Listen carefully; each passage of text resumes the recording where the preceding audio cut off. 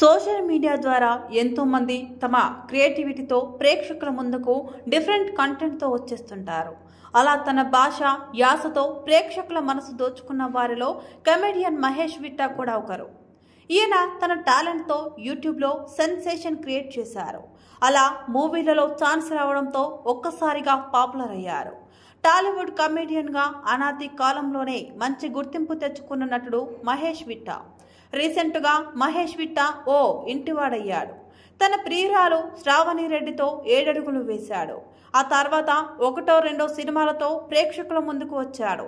తాజాగా ఓ ఇంటర్వ్యూలో పాల్గొన్న మహేష్ తన గురించి ఎన్నో ఆసక్తికర విషయాలను షేర్ చేసుకున్నారు.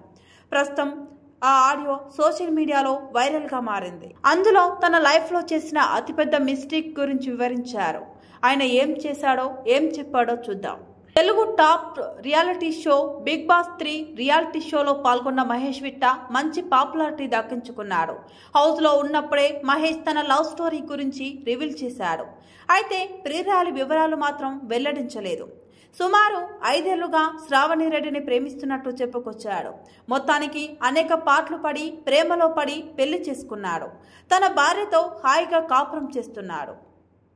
మహేష్ విట్టా కమెడియన్ ఒక్కో సినిమాతో తన టాలెంట్ను నిరూపించుకుంటూ ఇండస్ట్రీలోకి అడుగుపెట్టి ప్రూవ్ చేసుకున్నాడు. తన కామెడీతో ఫేమ్ అయ్యాడు మహేష్ విట్టా. ఆ తర్వాత సినిమాల్లో హీరోగా చిన్న క్యారెక్టర్స్ చేస్తూ గతంలో హీరోగా కూడా మారాడు. గతంలో బిగ్ బాస్లో పాల్గొన్న మహేష్ ప్రస్తుతం బిగ్ బాస్ నాన్ స్టాప్లో కూడా పాల్గొన్నాడు.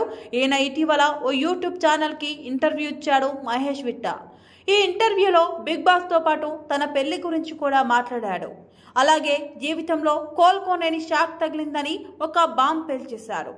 కెరీర్ ఓ రేంజ్లో ముందుకు దూసుకుపోతున్న సమయంలో సినిమా చేశాను. అదే నేను చేసిన అతిపెద్ద మిస్టేక్. రిస్క్ చేశాను, సినిమా తీశాను. నాకు గుణపాఠం నేర్పించింది. అయినా వెనక్కి తగ్గను. మళ్ళీ ఆ తప్పును సరి చేసుకుంటాను. మళ్ళీ చేస్తాను, సక్సెస్ అవుతాను అని ధీమాగా చెప్తున్నాడు. ఆ ఇంటర్వ్యూ వీడియో వైరల్ అవ్వడంతో ఆయన కాన్ఫిడెన్స్ పై నెటిజన్లు ప్రశంసల వర్షం కురిపిస్తున్నారు. ప్రస్తుతం సినిమాల్లో నటిస్తూ బిజీగా ఉన్నాడు.